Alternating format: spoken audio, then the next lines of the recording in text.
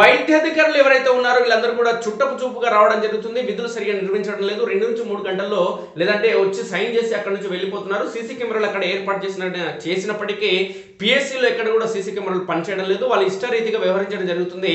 ఆ పిఎస్సీలో ఎవరైతే సిబ్బంది, కింది స్థాయి సిబ్బంది ఎవరైతే ఉంటారో వాళ్ళే ఉదయం వచ్చి ఆ డోర్ ఓపెన్ చేయడం, అక్కడ నీట్ చేయడం, తర్వాత డాక్టర్ పోయిన వెంటనే వాళ్ళు కూడా వెళ్ళిపోవడం జరుగుతుంది. ఈ క్రమంలోనే పిఎస్సీల ద్వారా గ్రామీణ ప్రాంతాలు ఏవైతే ఉన్నాయో ఆ ప్రాంతాలకు సంబంధించిన ప్రజలకి వైద్య సేవలు అందించాల్సి ఉన్నప్పటికీ కూడా పిహెచ్సిలో మాత్రం వైద్య సేవలు సరిగా అందడం లేదు. అక్కడ విధులు ఎవరైతే నిర్వహించడం జరుగుతుందో వైద్యులు వీళ్ళందరూ కూడా జిల్లా స్థాయి అధికారులతో సఖ్యత సంబంధాలు కొనసాగించడంతో వీరిపైన చట్టానికి విరుద్ధంగా వీళ్ళు పనిచేస్తున్నప్పటికీ, నిబంధనలకు విరుద్ధంగా వీళ్ళు పనిచేస్తున్నప్పటికీ వీళ్ళపైన చర్యలు ఎవరు తీసుకోవడం లేదు. దీనికి ప్రధాన కారణం ఏంటంటే జిల్లా వైద్యాధికారే దొంగ కాబట్టి, జిల్లా వైద్యాధికారులే వీళ్ళకి సపోర్ట్ చేస్తున్నారు కాబట్టి ఇక్కడ విధులు సరిగా నిర్వహించడం లేదు.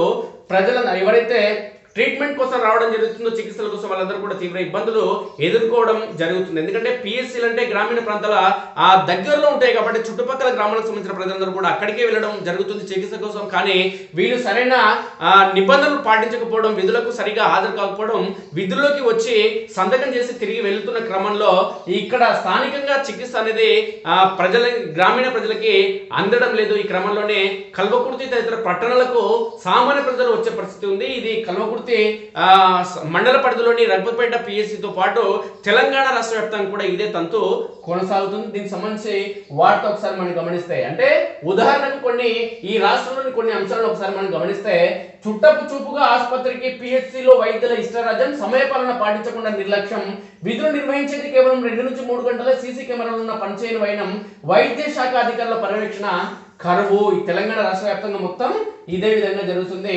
ఉదాహరణకు మచ్చుకు కొన్ని చూస్తే, ఆదిలాబాద్ జిల్లాలోని ఓ పిఎస్సి మెడికల్ ఆఫీసర్ ఏ రోజు సమయానికి రారు. ఉదయం 11 తర్వాత ఆయన డ్యూటీకి వస్తారు, మధ్యాహ్నం 2 గంటలు కాకముందే వెళ్ళిపోతారు. ఆ పిఎస్సిలో సీసీ కెమెరాలు పనిచేయడం లేదు. సీసీ కెమెరాల వైర్లను కావాలని తొలగించినట్లు కనిపిస్తుంది. యాదాద్రి జిల్లాలోని కొండమడుగు పిఎస్సి వైద్యుడు ఏ రోజు టైంకు రావడం లేదు. ఇంకా చెప్పాలంటే 2 రోజులకు ఒకసారి డ్యూటీకి వస్తారు, వచ్చిన కేవలం 2 గంటలే ఉంటున్నారు. రోజు విడిచి డాక్టర్ డ్యూటీకి వస్తుండడంతో అక్కడి ప్రజలు పిఎస్సికి రావడమే మానేశారు. రాష్ట్ర వ్యాప్తంగా మెజారిటీ ప్రాథమిక ఆరోగ్య కేంద్రాలు ఇలాంటి పరిస్థితులే ఉన్నాయి. పిఎస్సిలో వైద్యులు సమయపాలన పాటించడం లేదు. ఏదో చుట్టపు చూపుగా ఇలా వచ్చి అలా వెళ్లేవారే తప్ప నిర్ణీత సమయం డ్యూటీ చేసే డాక్టర్లే కనిపించడం లేదు. దీంతో గ్రామీణ ప్రాంత ప్రజలు తీవ్ర ఇబ్బందులు పడుతున్నారు. రాష్ట్రంలో 636 గ్రామీణ ప్రాథమిక ఆరోగ్య కేంద్రాలు, 232 అర్బన్ ప్రాథమిక ఆరోగ్య కేంద్రాలు ఉన్నాయి. నిబంధనల ప్రకారం 12 గంటల పాటు పనిచేసే పిఎస్సిలో ఉదయం 9 నుంచి సాయంత్రం 4 గంటల వరకు 24 గంటల పాటు పనిచేసే పిఎస్సిలో షిఫ్టుల వారీగా రాత్రి పగలు వైద్యులు పనిచేయాలి. కానీ రాష్ట్ర వ్యాప్తంగా ఏ పిఎస్సిలోనూ ఇలాంటి పరిస్థితి కనిపించడం లేదు. మెజార్టీ పిఎస్సిలో ఉదయం 11 తర్వాతే వైద్యులు విధులకు హాజరవుతున్నారు. మధ్యాహ్నం 1 గంటకే తిరిగి వెళ్ళిపోతున్నారు. కొందరు వైద్యులైతే రోజు విడిచి రోజు పిఎస్సికి వస్తున్నారు. అన్ని సంతకాలు ఒకేసారి పెట్టి వెళ్ళిపోవడం జరుగుతుంది. పిఎస్సిలకు వెళ్తే వైద్యులు ఉంటారనే గ్యారెంటీ లేకపోవడంతో ప్రజలు అనివార్యంగా ప్రైవేట్ ఆసుపత్రులను ఆశ్రయిస్తున్నారు. గత 3-4 నెలలుగా పిఎస్సిలో వైద్యుల సేవలు మరింత దిగజారనే ఆరోపణలు వినిపిస్తున్నాయి. 80% పిఎస్సిలో సీసీ కెమెరాలు బంద్. గత ప్రభుత్వ హయాంలో ప్రతి పిఎస్సిలో 3 సీసీ కెమెరాలు ఏర్పాటు చేశారు. వీటన్నింటినీ హైదరాబాద్లోని ప్రజా ఆరోగ్య సంచాలకుల కార్యాలయంలో ఏర్పాటు చేసిన కమాండ్ కంట్రోల్ రూమ్ కు అనుసంధానం చేశారు.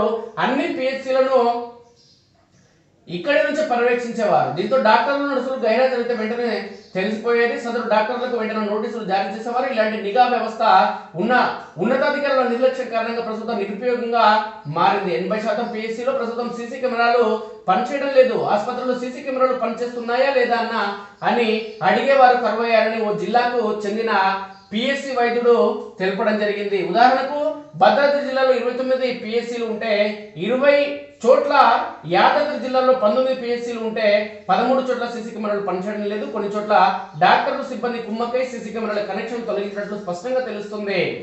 కొన్ని చోట్ల ఇంటర్నెట్ రావడం లేదని చెప్తున్నారు. రాష్ట్ర వ్యాప్తంగా 80% పిఎస్సిలో కెమెరాలు రోజు ఆఫ్లైన్ లోనే ఉంటున్నాయి. దీనిపై ఎవరికి పట్టింపు లేకుండా పోతుందన్న ఆరోపణలు వినిపిస్తున్నాయి. 350 మెడికల్ ఆఫీసర్ పోస్టులు ఖాళీ. రాష్ట్రంలోని అన్ని పిఎస్సిలో దాదాపు కలిపి 350 మెడికల్ ఆఫీసర్ పోస్టులు ఖాళీగా ఉన్నాయి. ఇందులో 100 చోట్ల కాంట్రాక్టు వైద్యులతో పని చేయిస్తున్నారు. నిజానికి ప్రతి పిఎస్సిలోనూ ఇద్దరు వైద్యులు ఉండాల్సి ఉన్నా ఒక్కరితోనే నెట్టుకొస్తున్నారు. ఇటీవల కొందరు కాంట్రాక్ట్ రెగ్యులర్ ఎంబీబీఎస్ వైద్యులకు పీజీ సీట్లు రావడం, డిప్యూటేషన్ రద్దు చేయడం వంటి కారణాలతో పిఎస్సిలో ఒక్క డాక్టర్ కూడా కనిపించడం లేదు. దీనికి తోడు తాజా రెగ్యులర్ నియామకాలు చేపట్టడంతో పిఎస్సిలో పనిచేస్తే కాంట్రాక్ట్ స్టాఫ్ నర్సులు కూడా వెళ్ళిపోయారు. అటు వైద్యులు లేక ఇటు స్టాఫ్ నర్సులు తగినంత మంది లేక రోగులు తీవ్ర ఇబ్బందులు పడడం జరుగుతుంది. కాబట్టి కాంగ్రెస్ ప్రభుత్వం ఖచ్చితంగా దీనిపై చర్యలు తీసుకోవాల్సిన అవసరం ఉంది.